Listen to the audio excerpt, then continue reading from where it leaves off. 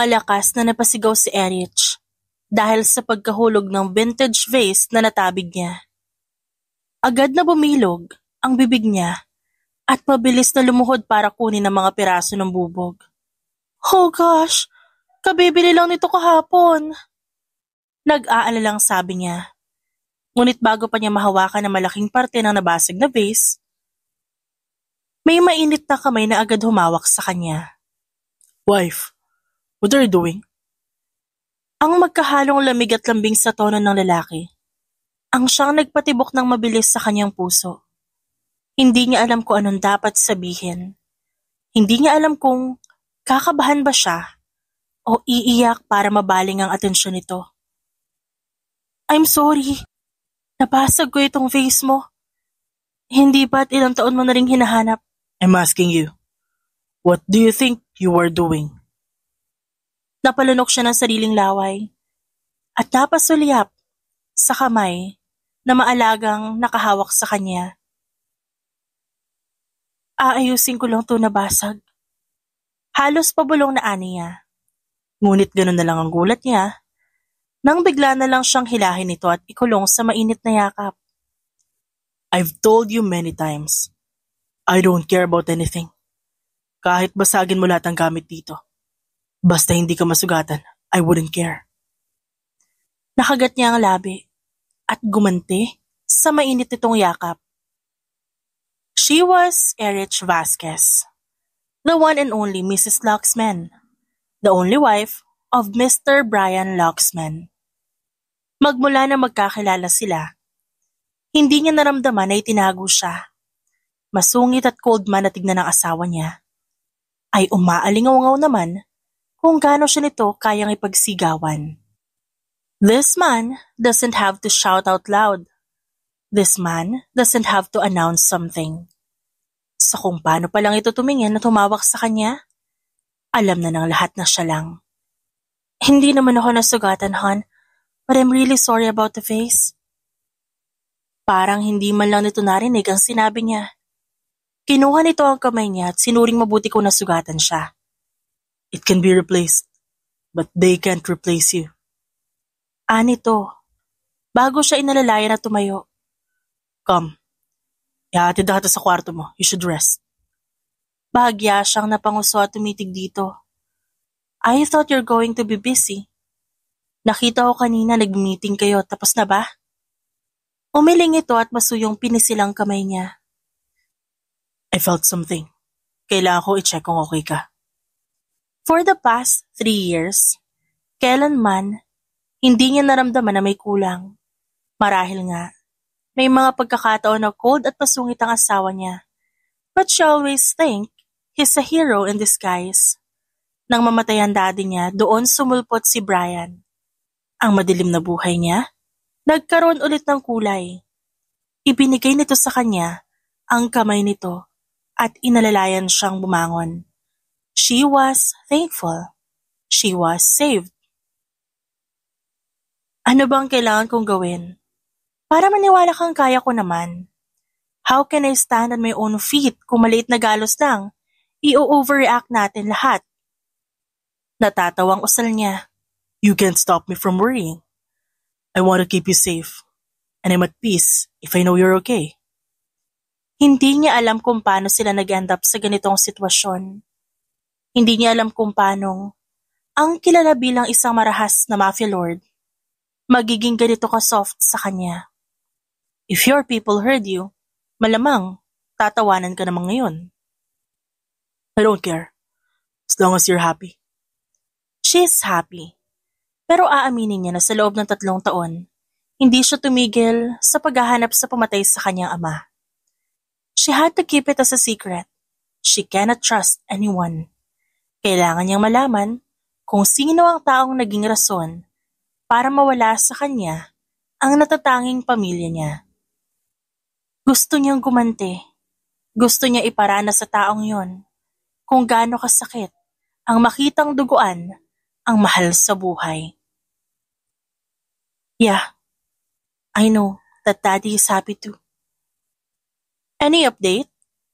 Ipinag-cross niya ang mga hita habang pinupunasan ng paboritong katana ng namayapa niyang ama. Nang hihinang umiling ang tauhan niya. I'm sorry, Lady Boss. Wala pa rin talagang lead sa case si Senyor Agosto. Mabilis niyang iniangat ang katana at walang sabi-sabing inilapat yon sa leeg ng tauhan. Malamig at nakamamatay niya itong tinignan. It's been 3 long years. Kahit katiting wala pa rin? Nanggagalaiti na siya.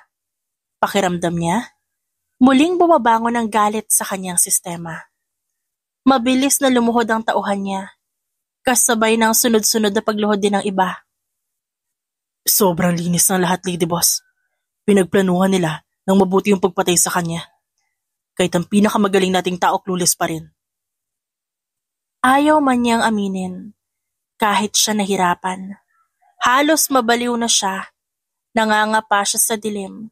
Wala siyang idea, wala siyang makuhang sagot. I want result. I want answers. We need to triple our sources. Kung kinakailangan na i-times 5, we will do it. My dad needs justice. I deserve that justice.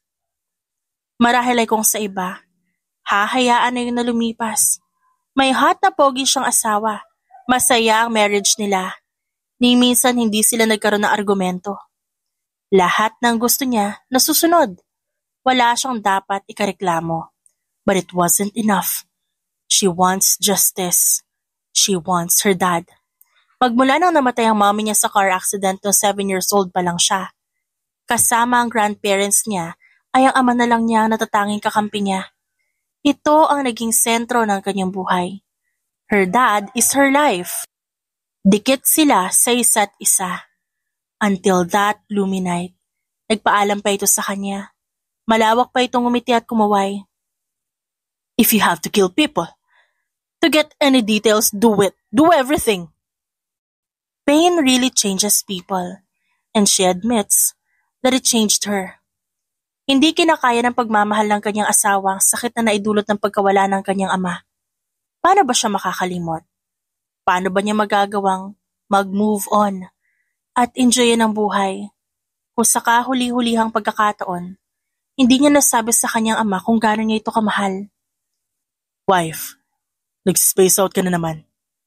Napakurap siya nang mapansin ng asawa na nilalagyan ng spam ang plato niya. I'm sorry. May iniisip lang, hon.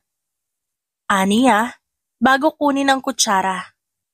At tignan, ang iba pang pagkain na nakahain sa hapag. Where were you last night?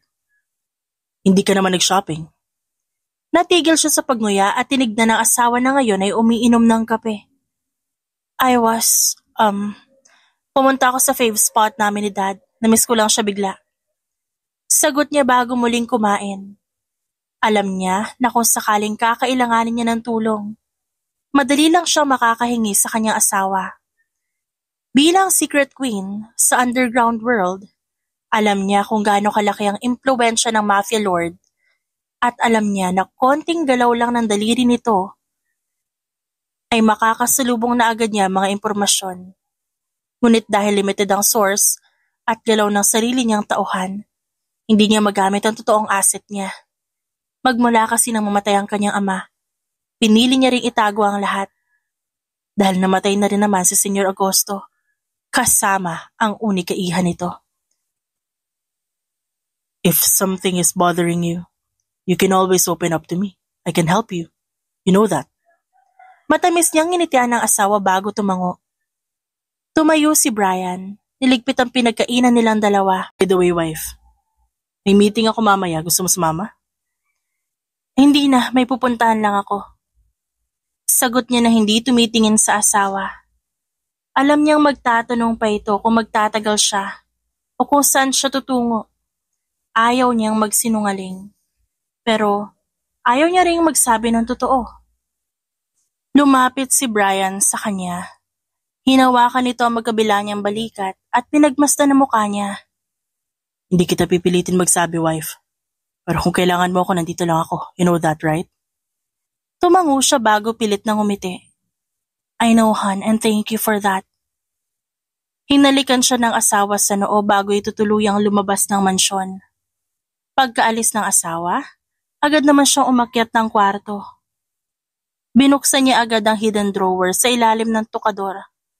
Doon niya kinuha ang maliit na black chip na halos kasing laki ng kalahating thumb drive. Naging mabilis ang galaw niya habang nagbibihis ng itim na bodysuit at bulletproof vest. Tinapik niya ang earcom. Nasa pwesto na ba ang team? Yes, Lady Boss. Hinihintay ka na lang namin. Sagot ng isang boses sa kabilang linya.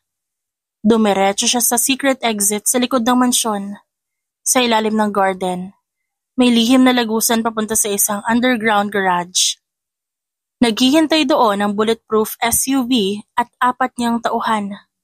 Pagkasakay niya, agad siyang nagsalita. Diretso tayo sa warehouse ng Morales. May dumating na info kagabi. Isa sa mga dating tauhan nila sumulpot ulit. Yung dating intel? Yung si Goryo? Tumango si Erich. Ayon sa surveillance, nagpakita siya sa pier kagabi. Gusto ko malaman kung anong dahilan ng pagbabalik niya. Lady Boss, delikado si Goryo, traidor yun. At yan ang dahilan kung ba't gusto ko siyang mauna nating makausap bago pa siya lapitan ng iba. Gabi na at madilim na ang paligid.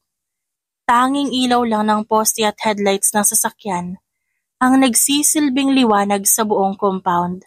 Boss, nasa loob na si Goryo. Nag-iisa raw. Nakatanggap siya ng sulat na may red seal.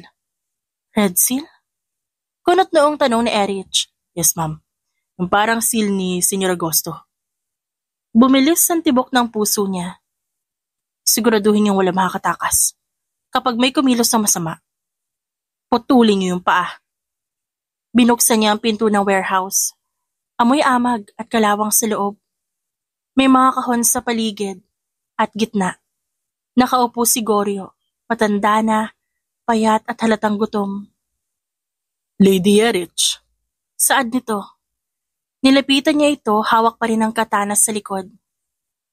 Ba't ka biglang nagpakita? May utang na loob ako sa ama mo. Pero higit sa lahat, may kasalanan akong kailangang pagbayaran. Anong kasalanan? Umubo si Goryo. Parang binabalikan nito ang masasakit na alaala. Ako ang nagbigay ng impormasyon sa mga pumatay sa kanya. Mabilis na inilapit ni Erich ang katana sa mukha nito. Bigyan mo ako ng isang rason para hindi ko putulin ang dila mo ngayon din. Hinaningan na ako ng doktor. Wala na. Di na ako aabutin na 1 buwan. Gusto ko mamatay ng may kabuluhan. Kaya pakinggan mo ako. Napakunot noo siya at hindi siya kumilos. Ikinalma niya ang sarili at pinili niyang makinig. May grupo. Hindi yan galing sa lokal na mafia. Mas malalim to, Lady Erich. Itong mga taong ito, kasabwat ng isa sa pinakapinagkakatiwala ng daddy mo. May codename siya, Alpha 6. Napasinghap si Erich. It can't be true. Kung di totoo, bakit nandito tong sulat? Inabot ni Goryo ang isang maliit na sobre. May red wax seal ngayon. Walang duda, yun ang lumang insignia ng kanyang ama. Mabilis niyang binuksan ang sulat. At binasa yon. Iha, you've been wise. But always remember not to trust anyone. Alpha 6 is watching, and they will never stop. Mabilis na naging kabog ng dibdib niya. Sino ang Alpha 6? Hindi ko kilala, pero bago pa man ito makasagot, may malakas na sumabog sa bintana. Yuko! Sigaw ng isa sa mga tauhan ni Erich. Umalingaw-ngaw ang putukan ng baril, kasunod na mabilis sa pagpasok ng mga armadong lalaki sa warehouse. Secure the lady, boss! Sigaw ng isang tauhan habang tinatakpan si Erich. Mabilis siyang bumunot ng baril. Isang kalaban ang tinamaan niya sa balikat, sumigaw ito at natumba. Naghanap siya ng masisilungan habang nakikipagpalitan ng putok. Ilabas si Goryo!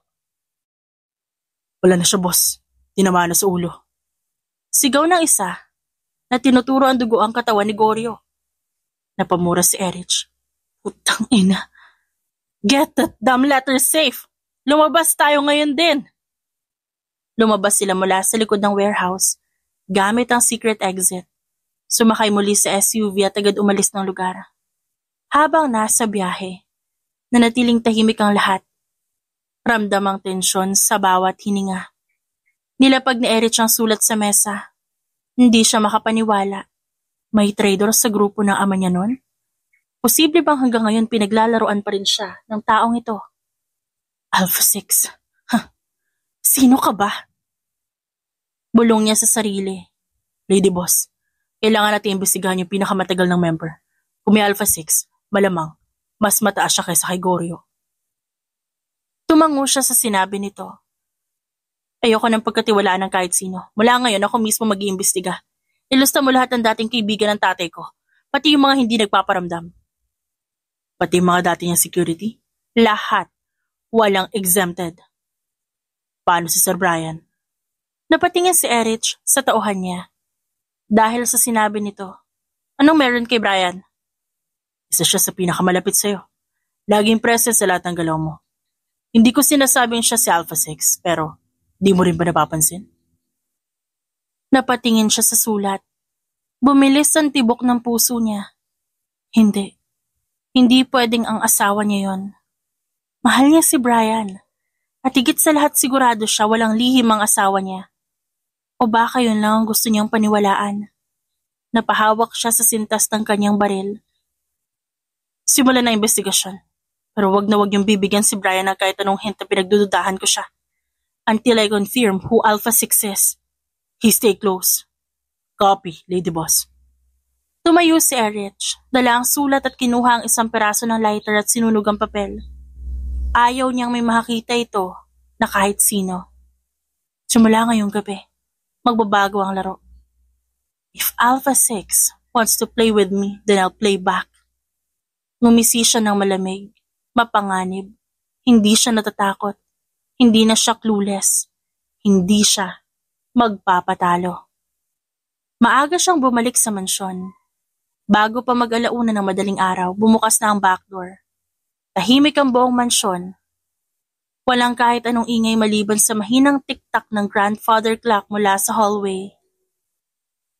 Inilagay niya ang combat boots sa gilid, nagpalit ng malambot na roba. Kahit pagod, hindi niya naramdaman ang antok. Sa halip naglakad siya papunta sa master's bedroom. Pagbukas ng pinto, bumungad sa kanya si Brian. Nakahiga pero gising. Hawak nito ang isang libro at nakapatong sa tiyan ng reading glasses. Wife, kala ko hindi ka na uuwi. Maingat siyang pumatong sa kama at dumantay sa dibdib ng asawa. Nag-drive lang. Hindi ako makatulog sa labas. You okay? Hinaplos ni Brian ang kanyang buhok. Nightmare? No. Then? Na-miss lang kita. Bumulong si Erich habang sinisiksik palalo ang sarili sa yakap ng lalaki. I'm here. Hindi ako mawawala sa'yo. Totoo ang bawat salita nito. Walang pagkukunwari sa tinig nito. At alam ni Erich na hindi nito kayang magsinungaling sa kanya. Kinabukasan maaga siyang nagising. Nakatitig siya sa asawa habang mahimbing pa itong natutulog. Tila sanggol ang ayos nito. Mapayapa, walang bahid ng takot. Tumayo siya ng dahan-dahan para bumaba sa kitchen at magtimpla ng kape. Ilang minuto pa lang ang nakalipas, dumating na si Silas, ang leader ng pangalawang unit ng intel team niya. Lady Boss. Mahinang bati nito. Sa greenhouse tayo. Walang iba makakarinig dun. Tumayo siya at nagtungo sa likod bahay, kung saan nakatago ang isang malawak na glass greenhouse sa puno ng exotic plants. Pumasok sila sa loob at isinara niya ang pinto. Anong update? Minalikom na kaming pangalan. 3 sa kanila ang dating kaalyado ni Senyor Agosto. Isa sa mga pangalan, isang dating logistics officer na wala siya matapos ang insidente. May pictures? Ina-upload na sa secure database. Anong alias? Comet. Si Comet? Siya yung palaging tahimik pero mabilis kumilos, di ba? Tumango si Silas. Siya mismo. Siya ang tumulong sa shipment sa mga confidential files ng ama mo nun. Isa siya sa mga pinakahuling nakausap ni Senyor bago ito pinatay. Are you sure? May mga footage. Galing sa lumang camera sa backgate ng compound. Na-recover ng tech team natin. Idiretso niyo siya sa underground cell natin. Kailangan ko siyang makausap ng personal. Understood, Lady Boss. Bago tuluyang lumabas ng greenhouse, suminto si Erich. Silas, kahit anong mangyari, Huwag mong banggitin ang pangalan ni Brian sa kahit anong report, maliwanag. Maliwanag, ma'am. Pagdating niya sa silid nila, nakatayo si Brian sa harap ng salamin. Nakaslacks ito at nakasuot ng puting polo. Her husband is so fine. Ang hugis nito at tindig ay lalaki-lalaki. Maaga kang bumangon? Nito habang inaayos ang relo. May emergency lang sa office. Sagot ni Erich habang sinusuot ang itim na coat. Gusto mo ako sumama? Hindi na. I'll be back before dinner. Sure ka? Yeah, pero kung gusto mo, magluto ka ng baked salmon mamaya. Napangiti ang kanyang asawa dahil sa sinabi niya. Request accepted, ma'am. Pagdating niya sa HQ, sinalubong agad siya ni Seth, ang tech analyst. Boss, may isang kakaibang file. Na-decrypt namin yun mula sa sealed USB ni Goryo. Isang audio recording. Play it. Tumango si Seth at nagpatugtog mula sa secure device. Sa background, narinig nila ang mahinang tunog ng hangin at yabag ng sapato sa semento. Isang boses ang sumunod. Eliminate Senior Agosto. Operasyon. Silent Alpha. Isang sagot ang narinig niya. Confirm. Alpha 6. Executing the plan. Nagdilim ang paningin ni Erich. Humigpit ang hawak niya sa mesa. Tanggalin to sa server. Transfer sa isolated drive at ipadala sa akin. Right away, ma'am. Lumipas ang 2 oras bago siya bumaba sa selda. Sa loob nakaupo si Comet, matanda na, maputla pero alerto pa rin ang mga mata. Hindi ko inakalang makikita pa kita. Sabi nito, I didn't expect that you'll betray my dad. Napangisi si Comet. Kung traitor ako, matagal na akong patay. Pero hindi ako ang traitor, Erich. May hindi ka alam. Then tell me. Alpha 6 is not a person. Napakunot ang noon niya sa sinabi nito. Ano ibig mong sabihin? Alpha 6 is a project. Coded project ng isang grupo sa loob ng Old Council. Pinangunahan ito ng isang shadow faction na gustong palitan si Senyor Agosto. Bakit? Dahil ayaw niya makipag-alyansa sa foreign arms syndicates. Sila ang pumalit sa sistema, tinanggal si Senyor sa equation. At ngayon, ikaw ang susunod nilang target. Tumayo si Erich. Tinapunan nito ng tingin gamit ang malamig niyang mga mata. Hindi nila ako mapapalitan. Hindi nga nila kaya. Kaya sinusubukan ka nilang sirain mula sa loob. Paano ko sila matutunton? Nasa isang lumang USB. Ibinigay ko kay Goryo bago siya umalis. Pero may code doon na ako lang ang makaka-decrypt. Gusto mo makaligtas kapalit na impormasyon? Mamili ka. Kulungan o gutay-gutay na katawan? I'm not asking for my life. Ibigay mo lang ako sa tamang proseso ng batas at huwag mo akong patayin. Doon na ako mabubulok. Jail. Saad ni Comet. Basta pagkatapos ito, nakikiusap akong tapusin mo na sila. Para sama mo. You don't have to say that. Because I'll burn this world for my father. Bumalik siya sa control room at galit na ipinalockdown niya ang buong compound. Walang papasok, walang lalabas. Nang dumating si Silas, agad itong lumapit sa kanya. Boss, may isa pang file. Nasa loob ng chip ni Goryo. Nakalista rin ng pangalan. Naroon din ang lahat ng miyembro ng Alpha 6 Project. Sino nasa itaas? Nakasaad doon. Codename Hunter, siya ang mastermind. May location? Possible. Pero kailangan nating i-access ang isang off-grid server sa Cavite. Ihanda ang mga tao natin. Lulusubin natin yan bukas. Pagka-uwi niya kinagabihan, saktong inilalapag ni Brian ang baked salmon sa mesa. Maayos ang pagkakaluto. May kasamang lemon at herb sa gilid. Kasabay nito ang 2 wine glass. Napaga yata ang dinner natin Biro ni Brian.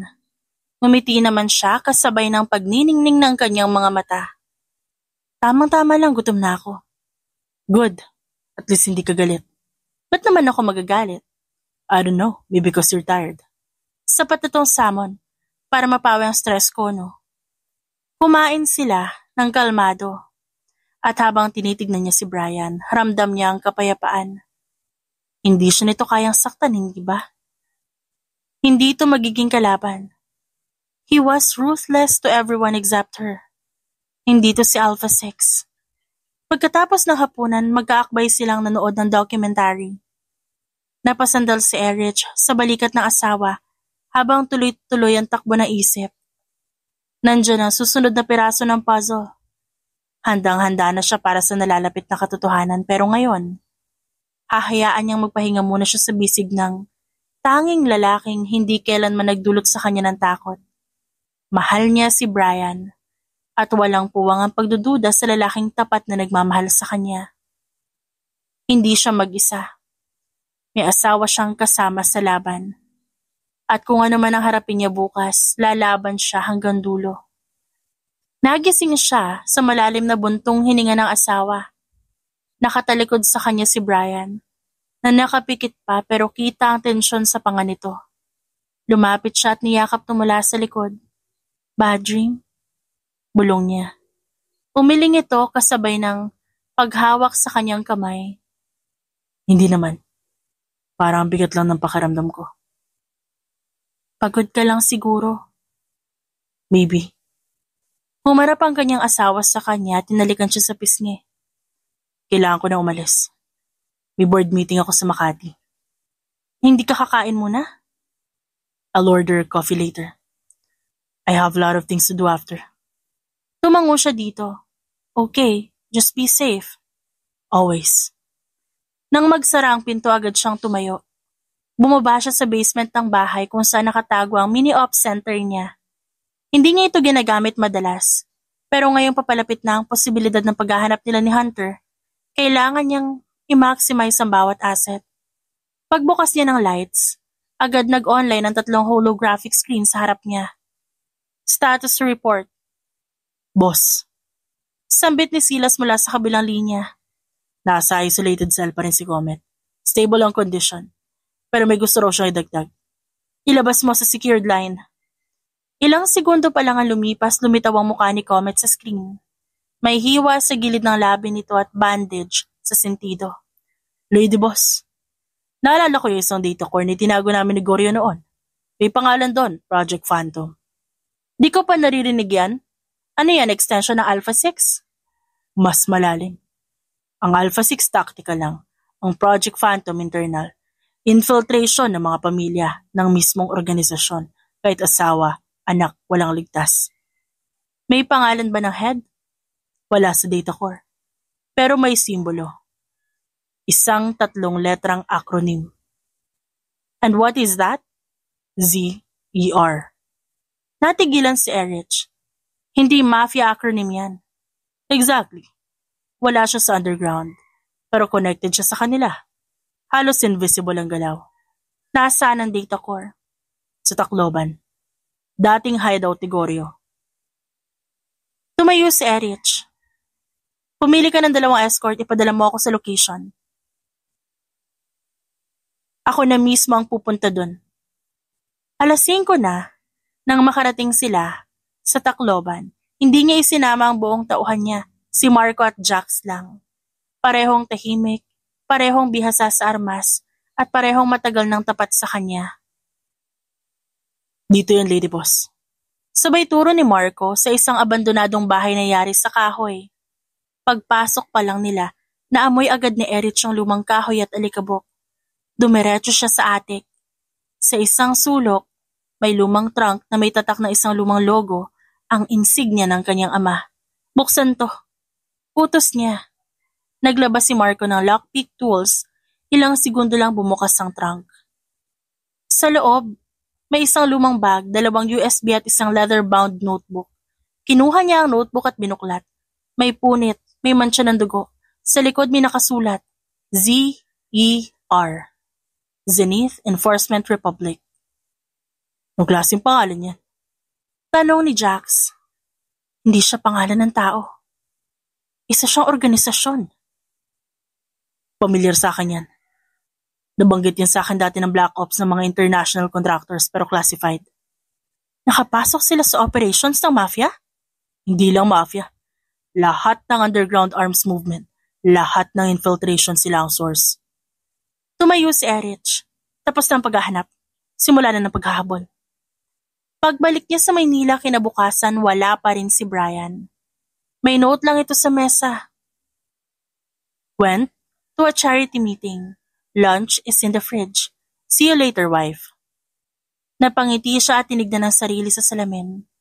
Lumapit sa kanya ang isang tauhan. Isa sa pinakamatapat niyang informant sa nagpadala ng message sa secure phone. Lady Boss, may bago activity ang dating right hand ng suspected na pumatay sa daddy mo. Nasa San Juan siya ngayon. Isang luxury condo ang hideout. Anong pangalan niya? Luciano. Dating alias, Dogface. Send the address. Akong bahala sa kanya. Gabi na nang makarating si Erich sa nasabing kondo. Nakasuot siya ng fitted blazer at eyeglasses. Businesswoman ang dating. Ang taglay niyang karisma at presensya sapat para makapasok sa building ng walang tanong. Pag-akyat niya sa Unit 3402, nagkunwari siyang may dalang delivery. Nang bumukas ang pinto, agad niyang nilabas ang baril at tinutok sa noo ni Luciano. Don't scream. Lady Erich, wait, I can explain. Explain mo to. Binunot niya ang hawak niyang tablet at pinakita ang larawan ni Luciano na nasa harap mismo ng sasakyan ng ama niya isang gabi bago ito patayin. Hindi ako kasali sa operation. Nag-deliver lang ako ng isang case. Anong laman ng case? Dokumento, plano, codebook. Ang utos lang ibigay sa isang lalaking may codename na Hunter. Ano itsura niya? Nakatakip ang muka, pero may tattoo sa leeg, tatlong tuldok, at isang pabilog na linya. Ganito ba? Lumabas si Jax mula sa hallway at pinakita ang sketch. Tumango si Luciano. Yes, siya mismo. Kailan mo siya huling nakita? 3 linggo na. May bodyguard siya, 2 babae, parehong foreigner. Location, Rizal. May safe house sila doon. Pero madalas lumipat. Tinapik na Erich ang pisngi nito. Tumawag ka ng ambulansya. Putulin mo ang sariling daliri. Pag nagsinungaling ka next time, ulo mo na ang mawawala. Iniwan niya ito sa loob ng kondo na nangangatog. Pagbalik niya sa bahay, saktong pagbukas ng gate lumabas si Brian mula veranda. Hey, lagi ka ng gabi ko umuwi. Busy lang. Pero this time tapos na ang round ko. May balita ako sa'yo.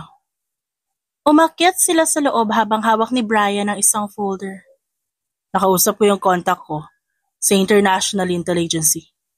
May narinig siyang name, Zenith Enforcement Republic. I'm sorry, nakita ko kasi naka-open sa notes mo. I got curious so I find ways to help you. Napatigil si Erich. Paano man nakuha yung impormasyon? I've worked with them before, hon, sa black market intel scene. Lihim yun noon, pero recently, may movement sila ulit. Alam mo ba kung sinong boss? Humiling ang asawa niya. Never ako napunta sa identity tracing. Pero sinabi nila may malaking galaw daw sa Pilipinas. Parang may taong gustong i-resurrect yung old control system. Hunter. You know him? No, but I will. Habang nakahiga sila sa kama, nakatingala si Erich sa kisame. Hinawakan niya ng marahan ang kamay ni Brian. Pag dumating ang araw na kailangan kong tumayo sa harap ng pinakamasamang tao sa mundo. Anong gagawin mo? Hindi ako lalaban mag-isa. Kasi alam ko nandun ka. Kagaya ng usual routine, busy na naman sila mag-asawa at isa lang ang ibig sabihin nun. Wala sa mansyon si Brian. Kaya naman mabilis niyang inilibot ang paningin sa paligid para tingnan kung may mga tauhan ba ito sa malapit. Kahit kailan hindi pa siya nakakapasok sa study room ng asawa.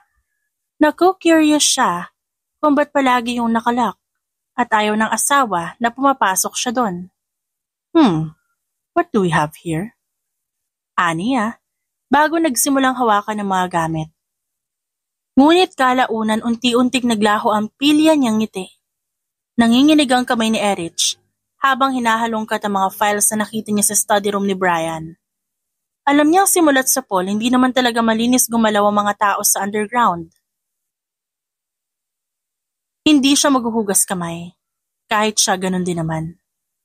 Ngunit ang lahat ng litratong nakikita niya, Hindi niya inaasahan na gagawin ni Brian Luxman ng kanyang asawa. He played dirty. He used and killed people. Kahit ang pinakamatinong tauhan nito. Augusto Velasquez. Mission accomplished. Pakiramdam niya, bumagsak ang lahat sa kanya. Pakiramdam niya, tinakasan siya ng sariling kaluluwa. Luisa, why is my office door open? Rinig niyang naiinis na sigaw ng kanyang asawa. Dapat kumilos na siya. Dapat magtago siya. She should play innocent. She should play dumb and weak. Pero hindi niya magawang kumilos. Did you kill my dad? Ito agad ang unang tanong niya nang bumukas ang pintuan ng tuluyan. Doon ay pumasok ang gulat sa mukha ni Brian. Para itong binuhusan ng malamig na tubig nang makita siya. Wife. Answer? My damn question. Did you fucking kill my dad? Ang lahat ng galit, puot at sakit na naipon sa loob ng 3 taon, unti-unti na muling namumuo. Kitang-kita niya ang takot sa mga mata nito. Maging ang biglang panginginig ng labi nito napansin niya. Ngunit wala siyang pakialam. Hon, let me explain. No! Fuck you! Answer my question and it's done. Just fucking answer me! I did. But I swear, it was an accident. Mabilis na lumapit siya dito at malakas na sinampal ito. Kasunod ng pagragasa ng naipong luha sa kanyang mga mata. Mabilis siyang kumilos at kinuha ang baril na nasa likod nito. Hon! Agad siyang lumabas ng opisina nito bago kinasa ang baril. I've spent my whole 3 long years searching for my dad's killer. Killed so many people trying to get the information that I needed. I'm dying to know. I needed to know and I have to know. Umiiling-iling siya bago punasan ang pagdaos-dos pa ng luha sa kanyang pisngi. Pinipigilan niya ang paninikip ng kanyang dibdib. But fuck that! Sa loob ng 3 taon na yon, kasama ko lang pala sa iisang bubong ang putang inang pumatay sa daddy ko. Malakas ang puwersa na pinindot niya ang gatilyo nang magtangka itong lumapit. Erich, it wasn't planned, I swear. How could you?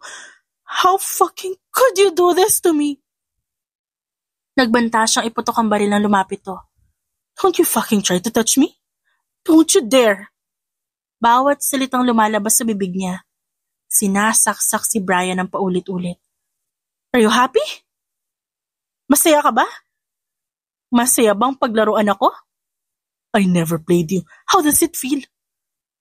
Masaya ka, nagmukha kong tanga? Ha? Humagulhol siya ng iyak, kasabay ng pagtulak sa asawa. Masaya ka ba nagkaroon ako ng ilusyon na I deserve the love that you give, but it turns out to be the biggest lie? I didn't lie. I love you. Fuck you. Fuck your words. You manipulated me. Napaatras si Brian. Hindi niya matignan si Erich ng diretsyo. You killed my father. How could you expect that I'll believe you say? Kahit ano pa yan, hindi ko na yan pakikinggan. You had every chance to say it. You have every chance to say.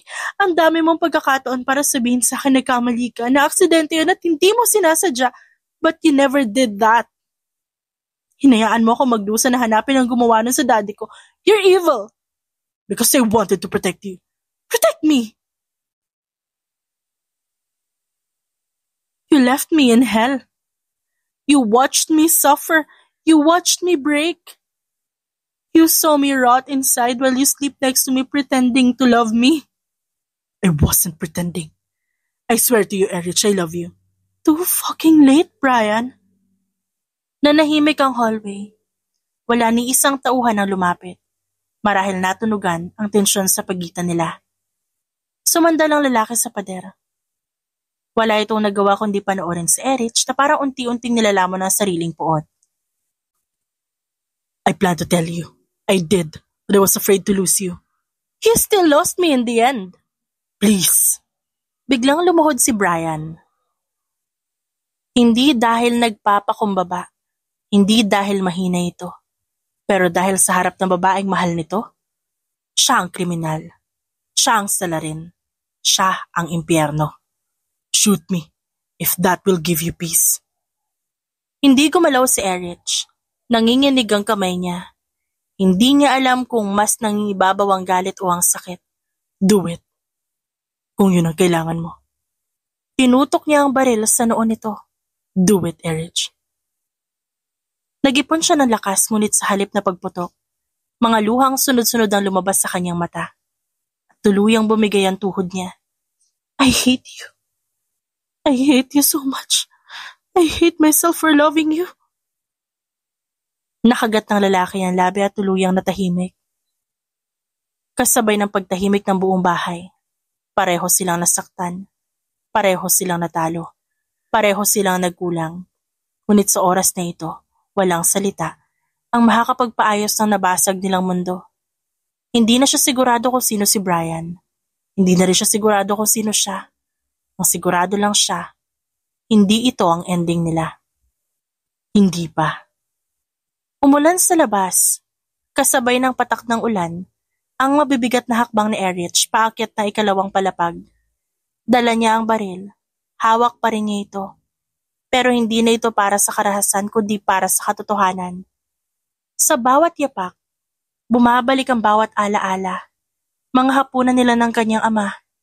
Mga panahong magkasama silang naglilinis ng lumang library sa mansyon. Ang pag-aayos ng koleksyon ng baril sa ilalim ng hagdan. Sa bawat sulok ng mansyon na ito, may parte ng kaluluwang naiwan. At dito rin natapos ang lahat.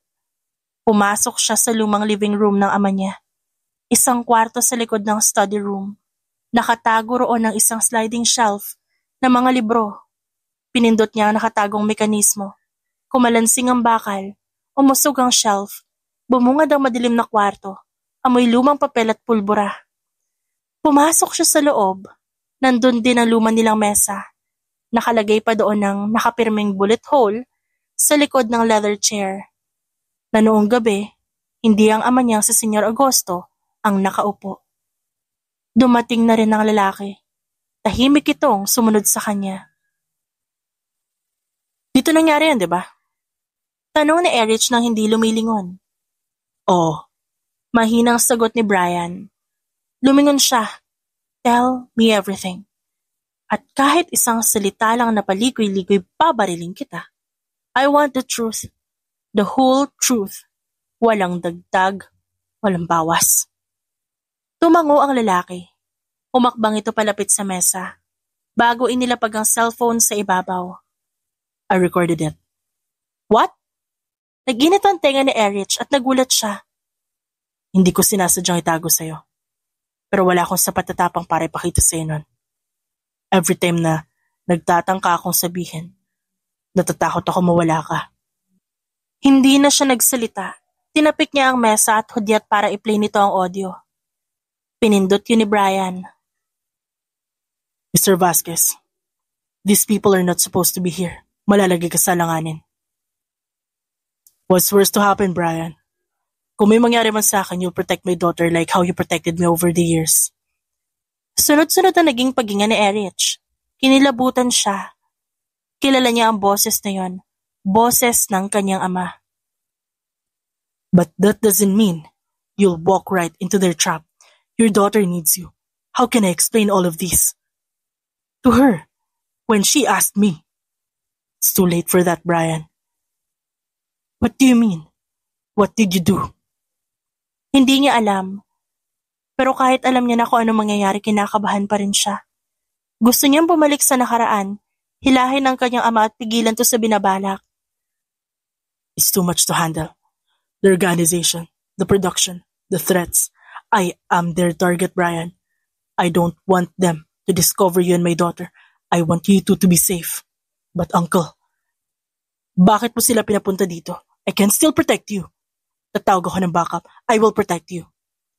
Bago pa man sumagot ang ama niya, umalingaw-ngaw na ang putok sa paligid, kasunod ng mahihinang pagdaing.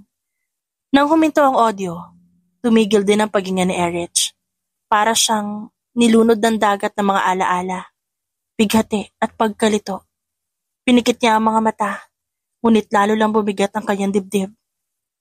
Tumitig siya kay Brian. Tahimik ito nakatayo sa harap niya. Walang pagtatanggol, walang palusot. Akala ko mamamatay ako sa sakit. Nang malaman ko ikaw ang pumatay sa kanya, pero mas masakit pala to. Erich, tapos ka na ba maglihim? O may iba ka pang tinatago sa akin? Wala na. Nagsimula lang lahat yun para protektahan ka. Si Tito Agosto, kahit anong gawin niya, kahit ilang ulit ko siyang pigilan, nagmatigas siya. Naging desidido siyang ilihis ang atensyon ng kalaban. At ikaw sumunod ka lang. Tinulungan mo itago ang lahat sa akin? Ha? Hindi ko yun ginawa. Babagsak ang buong underground organization na binuo ng tatay mo. Uubusin silang tauhan ng Alpha 6. Walang makakaligtas. Hindi lang si Tito Agosto ang target, pati ikaw. Lahat ng taong mahalaga sa kanya. Ba't di mo sinabi sa akin? Tinatakot ako ng idea na mawawalan ako ng karapatang mahalin ka. Napaka-ipokrito mong pakinggan. Mahal mo ako pero pinipili mo akong saktan ng ganito. Kung sinabi mo noon pa lang, you would not understand. Sinubukan mo sana. Malay mo natutunan ko, di ba? Kahit isang beses lang. Napatigil siya. Mariing tumitig sa mga mata nito. Brian, you should have trusted me. Naniwala ako sa'yo. Pero hindi ako naniniwala sa sarili ko. Lumapit siya sa lalaki. Isang hakbang lang ang pagitan nila. Why did you leave his body? Hindi siya namatay agad. Tumagal pa siya na ilang minuto. All he said was to protect you.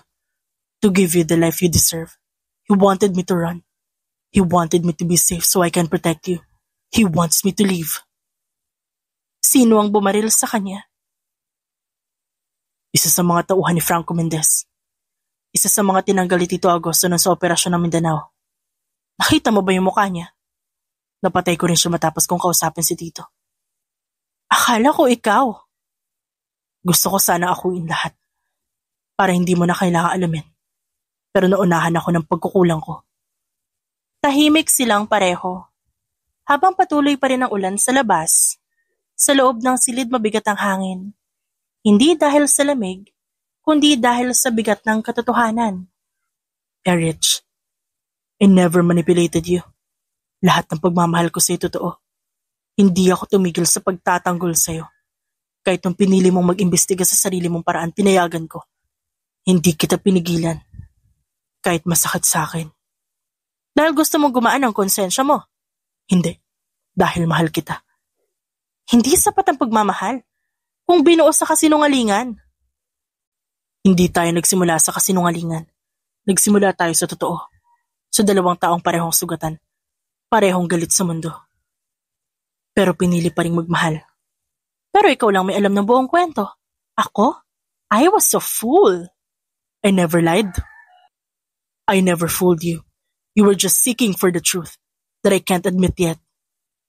Natahimik ulit si Erich. Kinuha niya ang cellphone sa mesa. Pinakinggan muli ang audio. Mula umpisa. Sa bawat segundo, muling bumubuo ang larawan sa utak niya. Hindi si Brian ang pumatay sa kanyang ama. Hindi si Brian ang kalaban. Pero ito pa rin ang dahilan. Hindi ito ang bumaril. Pero ito ang dahilan kung ba't humantong doon ang lahat. Kita mo ba kung paano siya namatay? Hinawakan ko ang kamay niya hanggang sa huli. Sinabi niyang patawarin ko siya. Napapikit si Erich. Anong sinabi niya tungkol sa akin? Na ikaw ang pinakamagandang bagay na nangyari sa kanya. At kahit anong mangyari, hindi mo dapat tularan ng pagkakamali niya. Tumulo ang luha niya, pero nanatiling tuwid ang tindig. Alam niyang totoo ang bawat sinabi nito. Alam niyang wala na siyang dapat ipaglaban pa. Dahil nakuha na niya ang kasagutan. Ngunit hindi yun sapat para mawala ang sakit. Hindi yun sapat para agad niyang patawarin ng lalaking pinili ang katahimikan kesa katotohanan. Ano gagawin mo ngayon? Tanong ni Brian. Hindi ko alam. Sagot niya, tuwid at walang alinlangan. Pero simula ngayon, ako ang magpapatuloy sa labang iniwan niya. Ano ibig mo sabihin? Hindi natapos ang misyon ng daddy ko sa pagkamatay niya. Nandito pa rin ang Alpha 6. At ngayong alam ko na kung anong papel mo sa lahat ng to, kailangan mong pumili. What are the choices? Ang pangalan mo ang katotohanan. Alam mo na ang sagot ko doon, Han. Hindi sapat ang salita. Kailangan kong makita. Muling tumahimik ang kwarto. Umuulan pa rin. Mula sa bukas na bintana ng lihim na silid, pumasok ang malamig na hangin.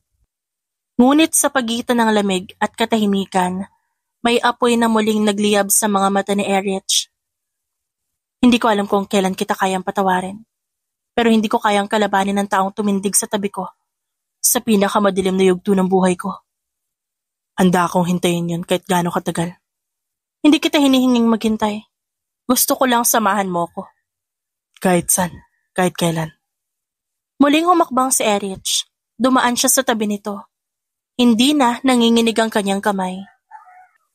Hindi na siya nag-aalinlangan. Ang baril sa kamay niya unti-unti niyang binaba. Hindi niya na kailangan to ngayon. Mas kailangan niya ng lakas para sa bagong laban. At mas kailangan niya ang katotohanan. Masakit man ito, hindi na siya tatalikod. Sumayad ang itim na SUV sa putikan habang papasok sa isang liblib na daan sa San Juan, Batangas. Umuulan pa rin. Mula pa Maynila hanggang rito hindi tumigil ang ulan. Na para bang alam ng langit kung gaano kabigat ang nararamdaman ni Erich at mga hakbang na gagawin niya. Approaching coordinates. Anunsyo ni Maya mula sa passenger seat, hawak ang isang modified tablet. 1 kilometro na lang, boss. Ang drone natin hindi makalapit. May jamming device sa paligid. Confirm presence ng target? Tumango si Brian mula sa likod. 3 operatives natin na nagsabing nakita nilang dumaan si Crow sa compound na yun. 2 gabi na nakalipas. Posibleng may main camp sa loob. Tumigil ang SUV sa harap ng isang abandonadong resort. Nabubulok ang gate, may kalawang ang signage. Wala nang ilaw sa loob, pero may bahagyang liwanag na sumisilip mula sa ikalawang palapag ng malaking gusali. Hindi to basta safe house, may operasyon dito. Aniya, habang binababa ang pinto. Mabilis silang kumilos. Tumalon si Maya mula sa kotse. Sinisigurong nakasecure ang silencer ng baril. Sumunod si Brian. May hawak na scanner na may infrared capability. Si Erich nakasuot ng bulletproof vest at nakatali sa hita ang backup gun. Wala siyang planong magpatumpik-tumpik. Oras na para harapin ang multo na nakaraan. 3 entrance, main lobby, side gate sa kusina, service door sa likod. Sabi ng lalaki, habang tinitignan ng 3D map sa kanyang handheld device, pili ka. Split tayo.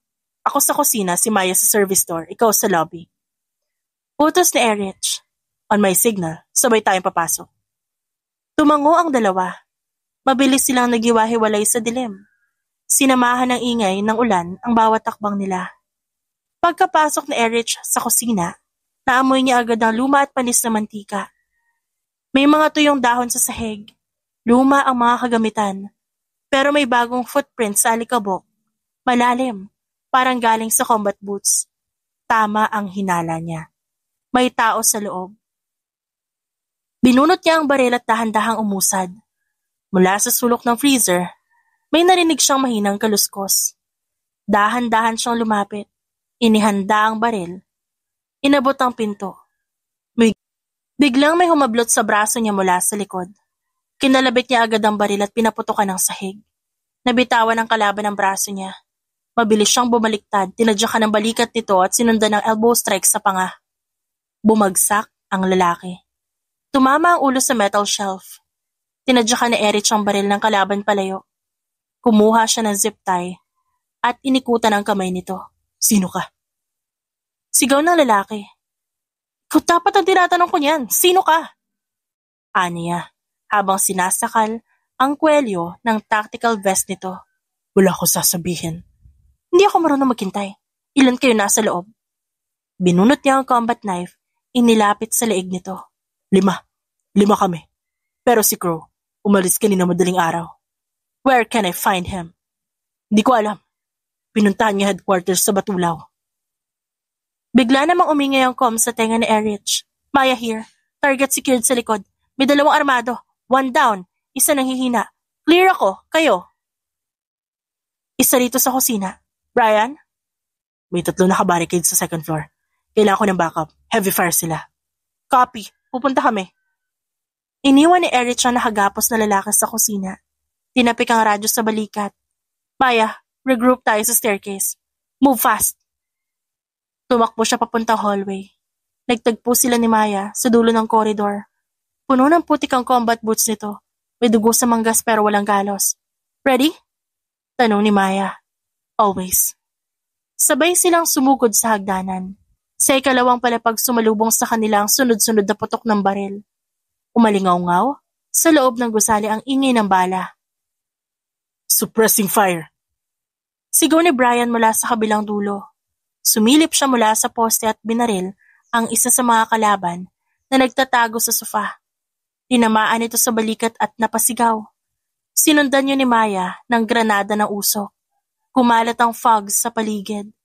Nagsimula ang kaguluhan. Gamit ang smoke cover, umatake si Erich. Tinadya kanya ang pinto ng guest room at kung saan nagtatago ang isa pang kalaban. Binaril niya ito sa hita at agad pinatumba. Napasigaw siya. Down! Sa kabilang sulok narinig niya ang sigaw ni Brian. Clear! Lahat immobilize. 2 buhay. Nagkita silang 3 sa gitna ng hallway.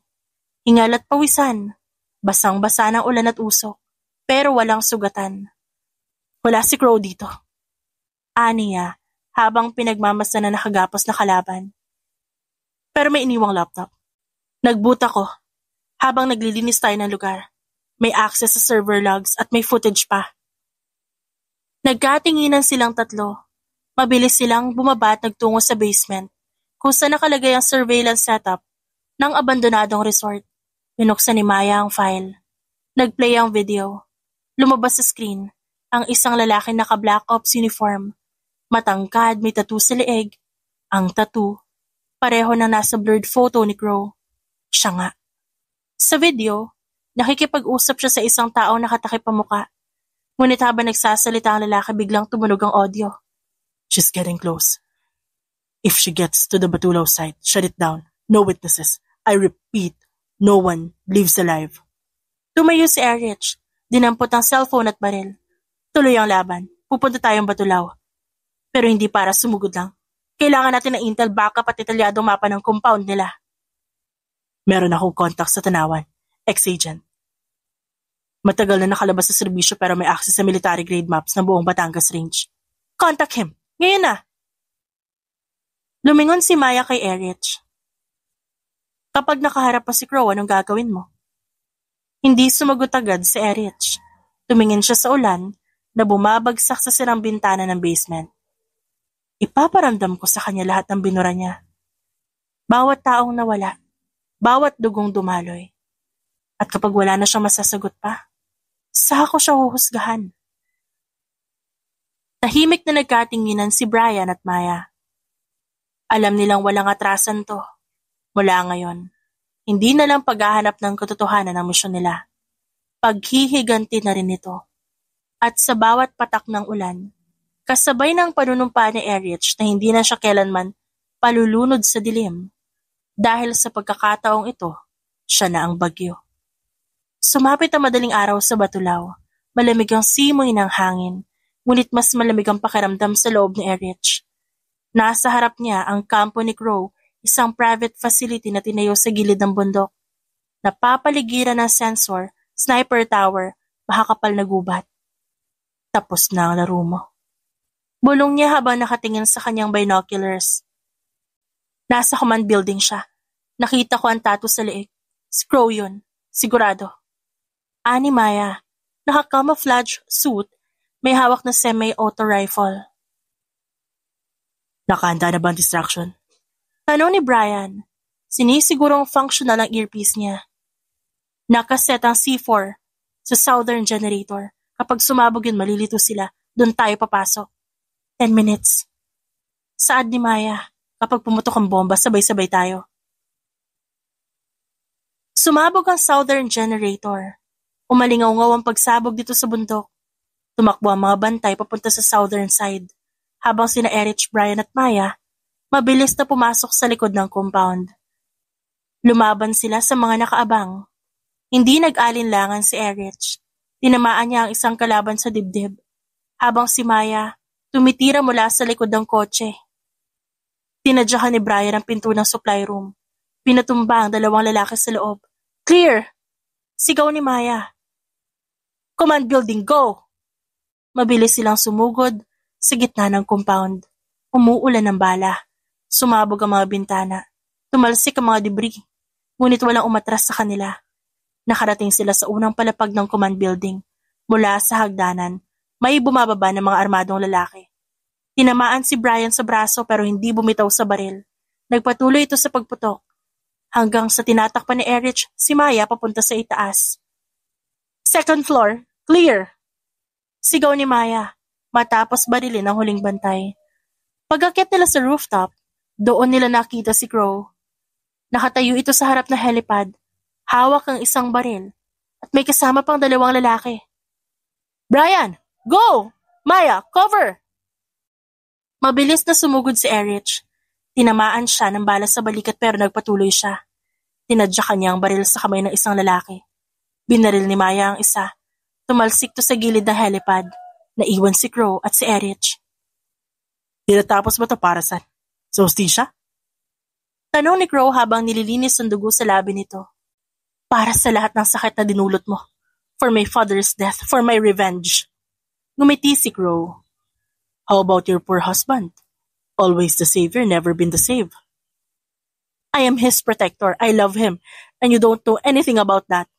Never put dirt on his name, because my husband can be cruel, but he will never lay a hand to someone who's innocent enough." "Pero hindi ka inosente, Erich. Umiikot ka sa dilim gaya namin. Pero may pinili akong landas, at hindi yun yung landas na sinira mo." Nagbanggaan ang kanilang tingin. Pareho silang humugot ng baril. Mabilis ang lahat. Sa isang iglap lang, sabay nilang pinaputok ang baril. Tumama ang bala ni Erich sa dibdib ni Crow. Napaatras ito, kasunod ng biglaang pag-upo. Kumalat ang dugo sa sahig ng helipad. Lumapit si Erich, tinapakan ang baril ng kalaban. Tapos na. Umubo si Crow. Dugo na ang lumalabas. "Hindi matatapos ang laban na to. May mas malalim pa kesa sa akin. Wala na akong pakialam sa susunod mong babanggitin." Humarap si Erich kay Maya at Brian. "Let's end this." Pagkaraan ng 2 oras, dumating ang mga otoridad. Dinakip nila ang natitirang tauhan ni Crow.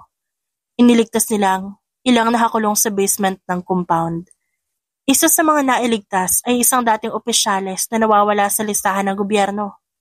Patunay na may malawak na kasabwat si Crow. Pagkalipas ng 3 linggo, tahimik na ang buong bahay.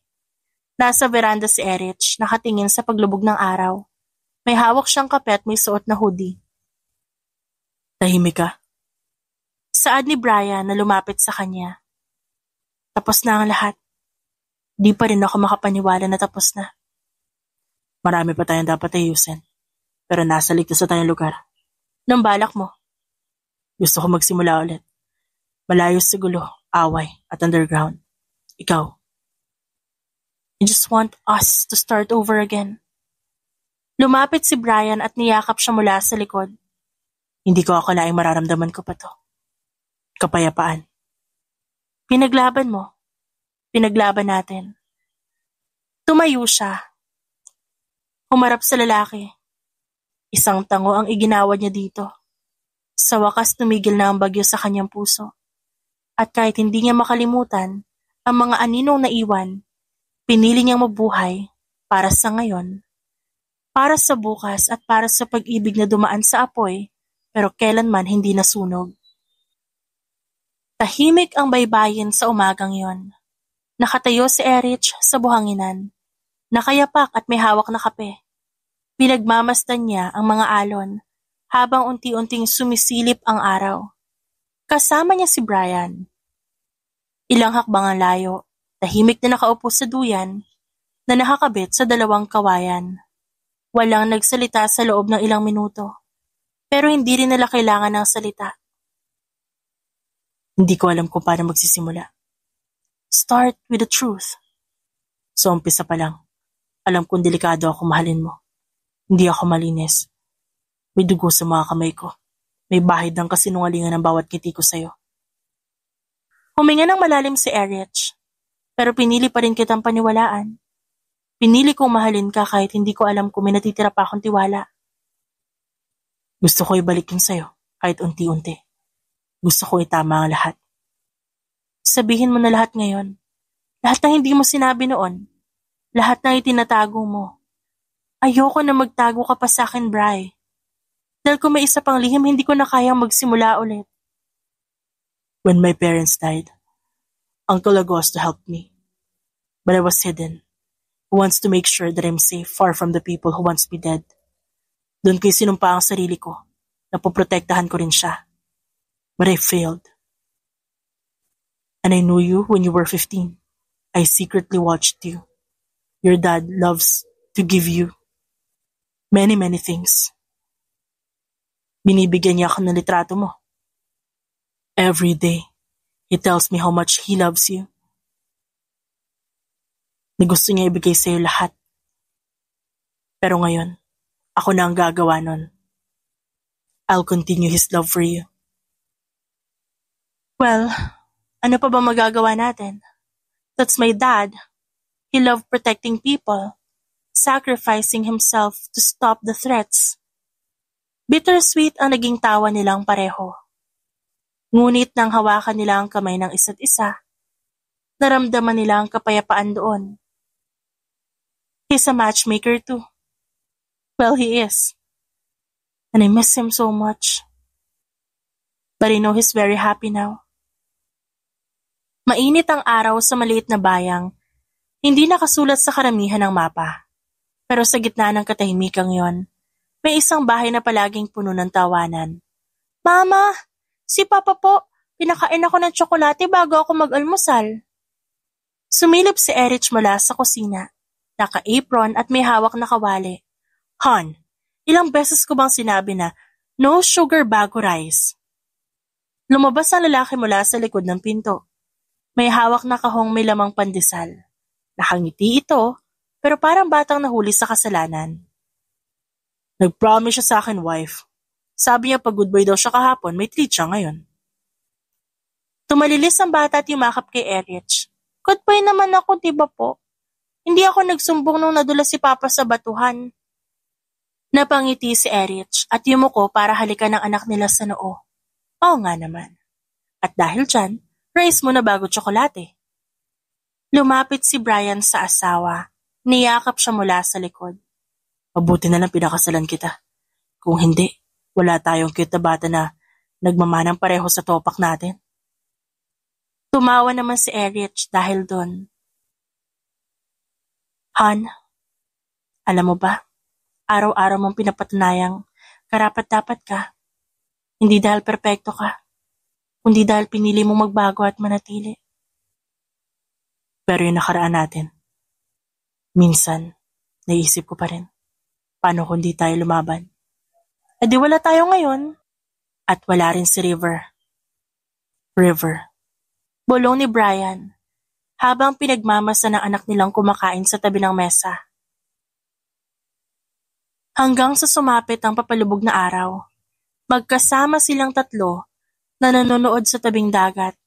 Si River, nasa gitna ng kanyang mga magulang, nakasandal sa balikat ni Brian habang nakahawak sa palad ni Erich.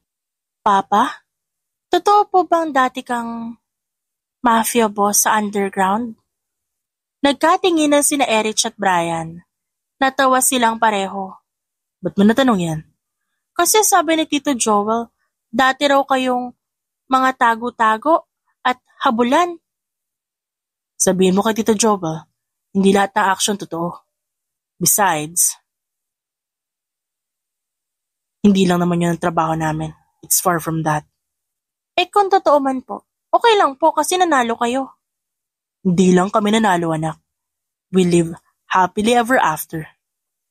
Marahil nga, nagkaroon ng mga pagdududa sa kanilang relasyon na ang akalang pagmamahal ay nagmula at binuo sa kasinungalingan. Ngunit, hindi pala yun ang buong katotohanan. Pareho lang nilang inilihim para protektahan ang pusong nasugatan. I love your mom so much. I love you so much. Buong pagmamahal na tinignan ni Brian ang asawa, na tila tatagos na sa kaluluwa nito ang pinaparating na pag-ibig. And I will never stop loving and protecting our family and the life that we chose to live. Poprotektahan kita. Poprotektahan ko ang kapayapaan na ito. Nagkatinginan silang dalawa at nagsalo sa matamis ng ngiti. Thank you. I love you. Mahinang bulong ni Erich. Masaya si Erich. Dahil sa lahat ng galit at kalungkutang nararamdaman niya noon, napuna naman yun ng labis-labis na kasiyahan ngayon. Bakit ba naman hindi? She was the one and only Erich Vasquez. The only wife of Brian Luxman, the runaway mafia boss. At yun ang sikreto nila na hindi na kailangan pang halongkatin. Dahil doon na nagtatapos ang kabanatang yon. Dahil ngayon, pinili nilang mabuhay ng payapa. The end. It's shoutout time! Shoutout kina Abigail Gorospe Parocha, Gladys Mape, Merlinda Aguilar, Rowena De Leon, Lani Palisok, Mary Tauring, Ara Adjani at Presbyteros Rose. Maraming salamat po sa inyong lahat.